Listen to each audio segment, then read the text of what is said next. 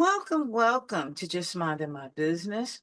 I hope you had having an amazing day, and I'm excited to bring to you today Matt Watson, who is a five-time founder, seasoned CTO, and current CEO of Full Scale, which is a software development staffing company with a team of over 300 engineers.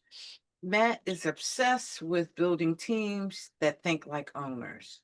Matt's the host of the Product Driven podcast and also the author of the best selling book by the same name, written to help engineering leaders stop babysitting and start building teams that lead themselves. Wow, I like that. It, So, welcome. yeah, thanks for having me today. Absolutely. So let's just get right into this. And I have definitely have some questions to ask. Let me give me a minute here. I had them sitting right here in front of my face and then they just walked away. Okay. So the first thing I'd like to talk to you about is what startup founders get wrong about engineering teams. 'Cause- Well, usually it's a few things. They overcomplicate things. They try and build stuff for the future, right? Where when you're first building a product, it's more about validating that does somebody even have this need? Does somebody care about the product? How do I find customers that want to use this thing? How do I get people to pay for it? So it's really about doing the littlest amount of work possible to make sure that somebody even cares about what you're building. Where a lot of software engineers, it's like they're Legos. They want to build cool stuff with their Legos, and they don't quite understand the business side of it, and they tend to overcomplicate things. So I have to agree. I've worked in the IT space for many years. And new software, you know, the user really has to tell you what it is they're looking for. And sometimes they can't always say it. They don't say it the way the engineer or the tech person says it, but they say exactly what they need in their language. yeah, and I would describe it like you have to be a doctor, right? Like if I'm interviewing you and you're telling me about your problems, it's more like they're your symptoms, right? Like I got a headache, I got a stomach ache. You're not really saying like exactly what the problem is, and as software engineers and kind of problem solvers, we have to sort of figure it out. It's like, okay, well, they say this, but we know this other thing. We know that, we know that's actually a bad idea. They keep saying that, but we know that's probably not going to work. And, how do you read between the lines, right? And kind of figure out what's the right solution. It's like you got to be a little bit of a Yes. doctor. Yes, it's a lot of questioning. It's almost like coaching. You've got to probe and probe and probe Yeah. to to see the actual results they're looking for sure. So what does product-driven engineering actually look like in a team? Well, it's kind of related to what we just said. It's like we got to get the engineers to ask those questions, like ask the hard questions, really understand, like, why are we building this thing? Why is this a problem we need to solve? Instead of just sitting around waiting for somebody to tell them what to do, like, and the problem with a lot of big companies is software engineers are kind of treated that way. They're treated like order takers, like, here's the requirements, go build this thing, don't Mhm. ask any questions. Higher ups already made these decisions, just go build it. And by the way, build it faster. Let's go. Right. And it makes it hard for them to be like, hey, we know this doesn't work, or there's got to be a better idea, or hey, the product already does this other thing. Why are we doing that? Like, they don't get the ability to do that, to have as much creativity or ask questions or push back. But we need them to. Like, they're the ones a lot of times are the closest to the software. They understand how it works, or they've been building software for 5, 10, 20 years, right? Like they've worked a lot of places. They know what works. They know what doesn't work. You're describing your problems, and the other person might have 20 years at experience at solving those problems. But you don't ask them, like, well, what do you think? Is there a better way to do this? And so it really starts as it's a leadership problem, right? Like, leadership has to let the software engineers be creative and have a voice and bring more to the table. But yeah, it's a leadership problem. We've got to encourage that, but we've also got to champion it. Yes, and that's so true. I mean, because I've been on many a teams bringing up, you know, uh, full facilities, on the computer side. And luckily, in those some of those spaces, I had management that listened and really paid attention to what the team was saying. So you're absolutely right. It's a two-way street. It's not sit down, do this with no questions. That's the way it works the best, and that's what we discovered at Full Scale. You know, we have 275 software engineers or so that work for us. It's like, which ones are the best developers and which are the ones that struggle? And the ones that struggle are the ones that they just don't ask a lot of questions and they just say okay, they say yes, and like those are the ones that struggle. We've got to have people that have the courage to speak up and ask questions and push back, and to help create a better product and have more ideas. But it requires the right business culture and leadership that welcomes that. So Yes. And I mean, and that almost applies to every business. absolutely, yeah. For sure. So tell us a little bit about Full Scale and exactly how you provide this think outside the box strategy to companies. Yeah, so it started back in 2017. I needed to hire about 10 software engineers, and they're at that time especially very hard to find, very expensive. And started Full Scale with another gentleman in the Philippines, providing amazing engineering talent for myself and then potentially other people, and didn't realize that providing it to other people was going to turn into a business. And we hired about 100 people back over that first year or so in 2018. And yeah, today now we have over 300 employees and have helped over 200 companies scale their engineering teams. And so it's a lot of fun.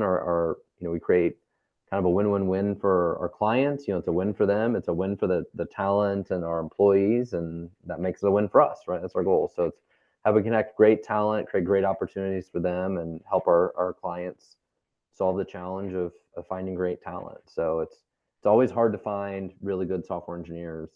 The market's a little different today, but it's still always hard to find really good people. So Yes, yes. And once you have those people, it's definitely important to hold on to them at yeah, all costs.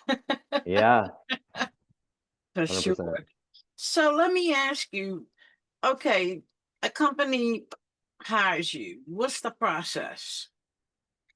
Yeah, so they'll come to us and tell us about their tech stack and their needs. They're looking for a mobile developer or a JavaScript developer. Kind of what the job requirements are. And a lot of times we have people available. If not, we can go recruit people. But we'll send them some online resumes basically that they can look at, some online profiles, and they can interview our team members, make sure they're a good fit, and hire our team to work for them. And we don't have any contracts either, so it makes it pretty non-committal. If we don't perform, our team doesn't perform, then it's no big deal. But over 90% of the time, it works great. So we're batting 900, so which is good.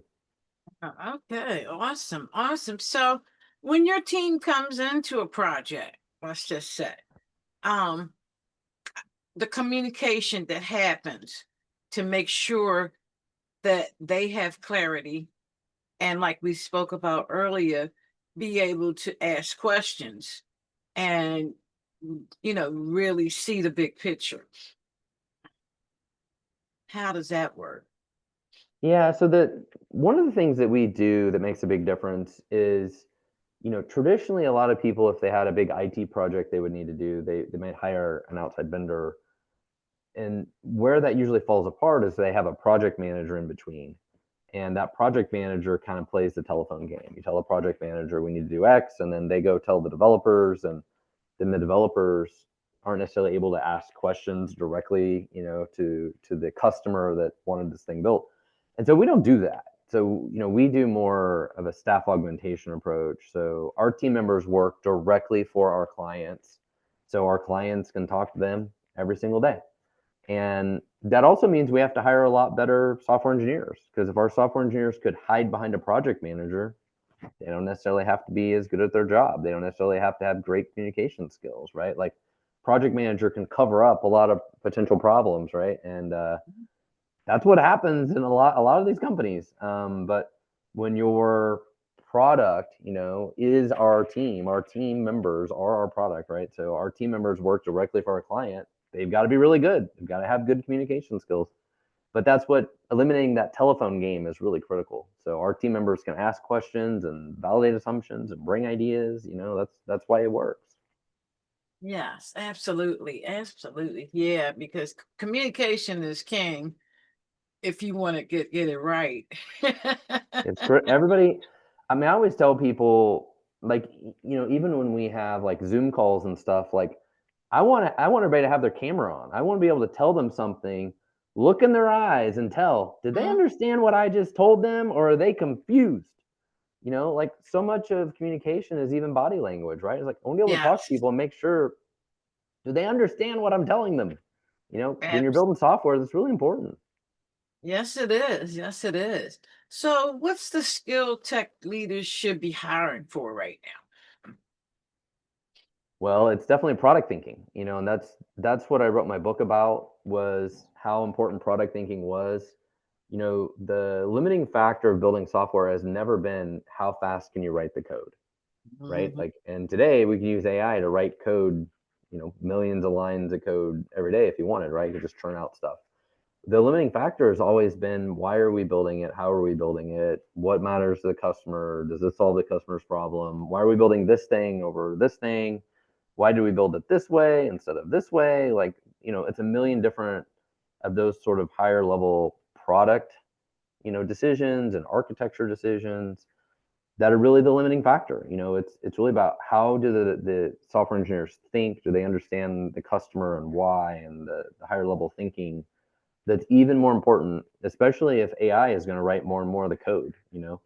You've got to understand the big picture and the why to even explain to the AI, like, go write the code to do this thing. Like, you've got to be able to explain that to the AI. So Yes, and since you're talking about your book, um, what will readers take away? I know just laid out some things. What other things will they take away from the book? yeah, the book is kind of a summary in some ways of my 25-year career of going from software engineer to entrepreneur and CTO, and kind of lessons learned. And it was great writing the book to kind of self-reflect, like, why do I think the way I think? Why do I do things the way I do them? And so it's sort of a combination of all of that. But what it really boiled down to, and was great of all the self-reflection, is just kind of learning, how do I think and how do I do things, and maybe a little different way, with this sort of product thinking mentality, um, and building a model to explain it to everybody else of how you could also do this. So I ended up creating, accidentally, a model which had 5 components to it, and we could talk through the components to help, explain to engineering leaders, like, these are the 5 things that really matter, and here's how you train, these habits and things into the team. And the most important one is the one you mentioned earlier, which is clarity. Yes, yeah, Clarity is one of the 5. gotta be clear. So, you're gonna have to give us the five. We already know Okay. clarity is one of them. All right.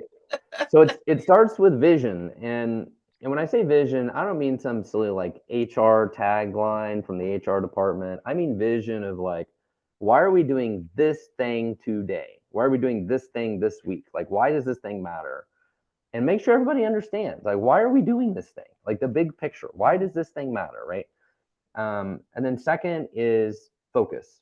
Why are we doing this thing over that thing? And why are we doing this thing to help the customer or to help the business, right? And saying no to everything else. Like, how do we focus on what really, really matters, which is the customer? Ultimately, it's always the customer.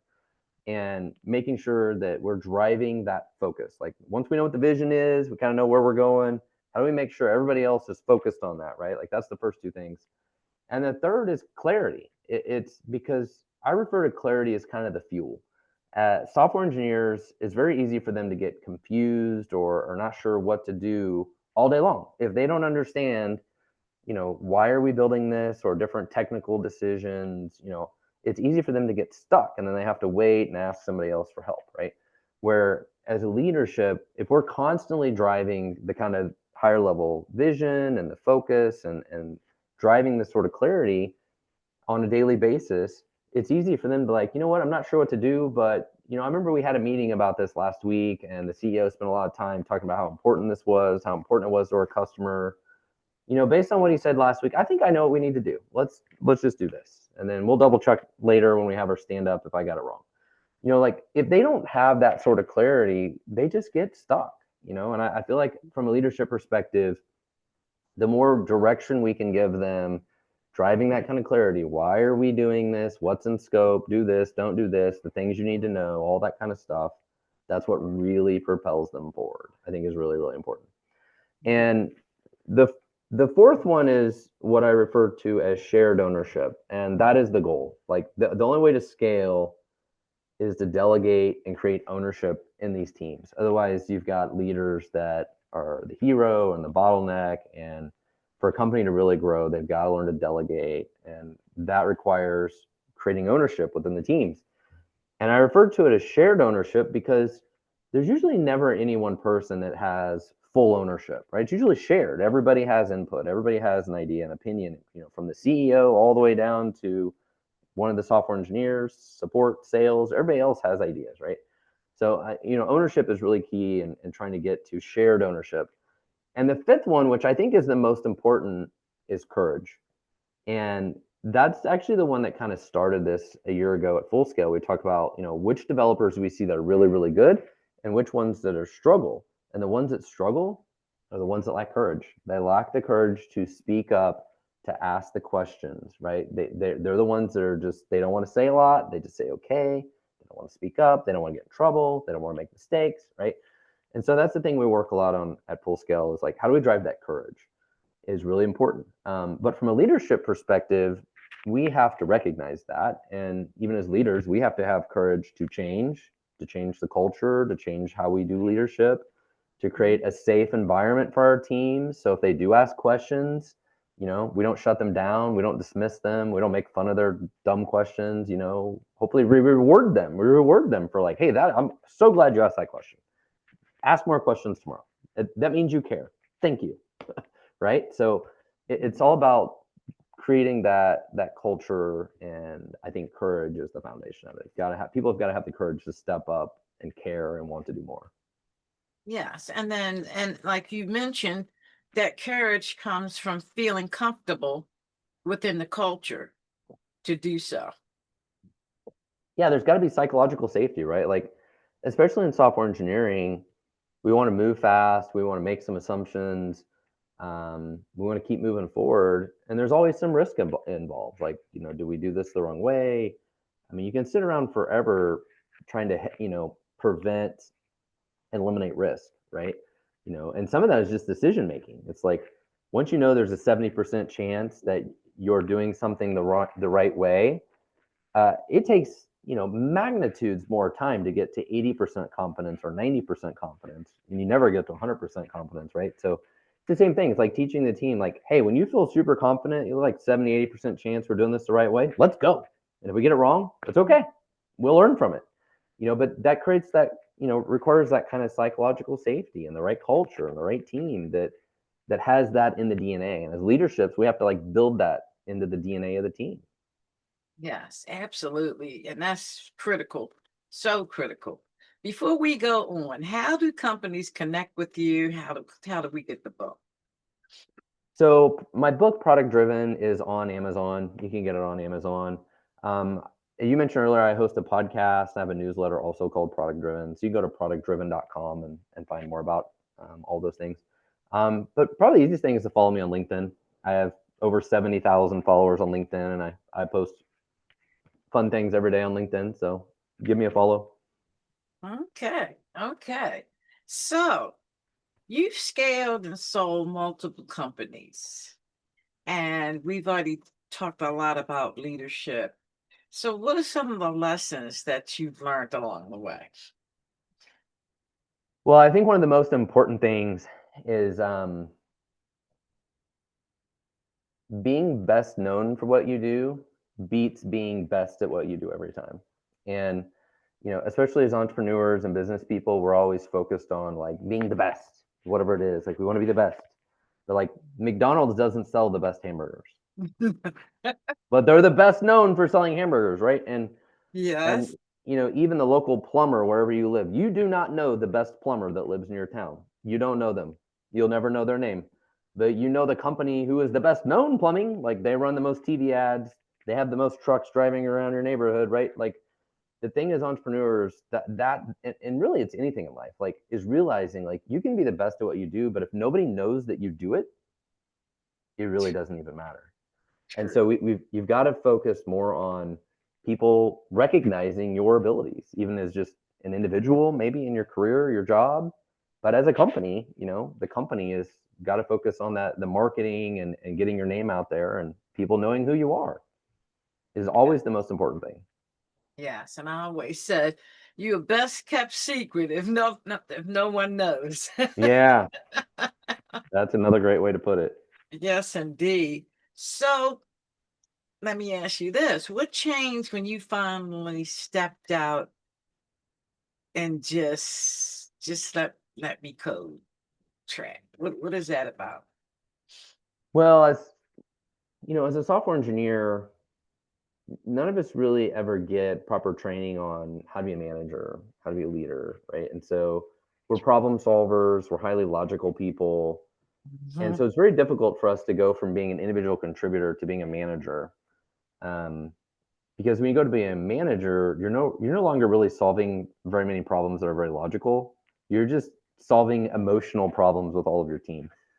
You're dealing with their emotions, like how do I motivate them, how to make sure they're happy, that they're successful, that all that kind of stuff, right? And it's super super difficult to make that change, and definitely something I struggled with, and it took me till I was into my 30s to really realize all of that and understand, like, I have to stop writing the code every day and start focusing on how to make everybody else more productive and make sure they understand why are we here and what are we doing and what the vision is and the clarity they need to be successful, and instead of me just trying to solve all the problems. Yes, yes. And I always like it to be a team effort, you know, in terms of solving problems, because I don't have all the answers. And I'll be the Yeah. first to tell you, I don't know. I don't have it. So how collectively can we get this resolved? And that's the only way you create that shared ownership, right? Is that kind of mentality. It's like I can't be the person who has the answer to every problem in this team. I can't. Like you guys have got to figure some things out. Yes, absolutely. And once you build that culture, they want to. Yeah. I think it's important because they then have a higher sense of purpose, right? If you're just taking orders all day and you just get handed stuff on your desk, you're like, go do this thing, go do this thing, go do this thing. And then especially if you don't even see the results of it, you're like, I don't know, I did my thing, and now you're breathing down my neck to do the next thing. They lose sight of like, what are we doing here? Why am I doing this? Like, I don't feel motivated to do this, right? Where if they have a sense of purpose, they're like, hey, I understand why we're doing this. I can see what we did last week. I can see how it impacted our customers. I heard great feedback from my customers. I'm so excited because I made their day better, their life better. Like, I'm excited today to go do something else to make their life better today. That's so much more motivating. But in Yes. big companies, unfortunately, that doesn't happen a lot. It's just breathing down your neck. Get this thing done. Get this thing. Get this thing. Burns people out. They don't understand what they're doing, why they're doing it. And they don't feel valued, which is Yeah. most important. I mean, we Yep. all expect money for what we do, but the value just makes you want to do it even more. You 100%. feel Yep. appreciated and valued for sure. Yep. I know that works for me because when I don't feel valued, I don't want to do nothing. And that's across all things in life, right? Like, your significant other did the dishes. Telling them thank you goes a long ways. It's all the little things in life. So Absolutely, absolutely. So your podcast, talk a little bit about that and where people can find it. yeah, so I originally hosted a podcast called Startup Hustle for over 7 years, and we did like over 1,000 episodes of it. And then I kind of switched it up to doing the Product Driven podcast, which is a little more focused on software engineering leadership, kind of a high level. Um, yeah, you can check it out on Spotify. It's on YouTube and Apple and all the different places. And um, always enjoy talking to awesome people, just like talking to you today. And yeah, get to meet and interview lots of cool people. So Yes, yes, indeed. I love what I do. You get to meet people, with different perspectives.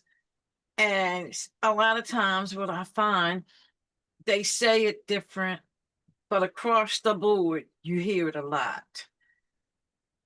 a lot in life, there's a lot of the same fundamentals, right? Yes. And I think that's what was unique about my book is I don't think I was telling anybody anything that's like super unique, but it was more about telling it in that lens. It's like specifically for software engineering and those kinds of leaders, how these lessons apply. Like a lot of these lessons are not that unique, but it's how they apply to this, group. Yes, yes, yes, indeed. And that's important. I mean, everybody needs guidance. And as we learn things throughout our life, we should be sharing it. Yeah. Simple as that. So again, Matt, how do people connect with you? Well, you can check out Full Scale if you need to hire software engineers. Check us out at fullscale.io. And definitely give me a follow on LinkedIn. Just look up Matt Watson, and you can check out productdriven.com, learn more about the book, podcast, newsletter, all that stuff. So when do you normally drop your episodes? I think it's every Thursday. Okay. You're putting me on the spot to remember now. I think it's every Thursday. Well, that's when I drop mine every Thursday. So All we're on right. the same page with that. All right. Well, this has been definitely the bomb.com. You've definitely um, added a lot of value to me, and I'm sure our listeners are going to feel the same way.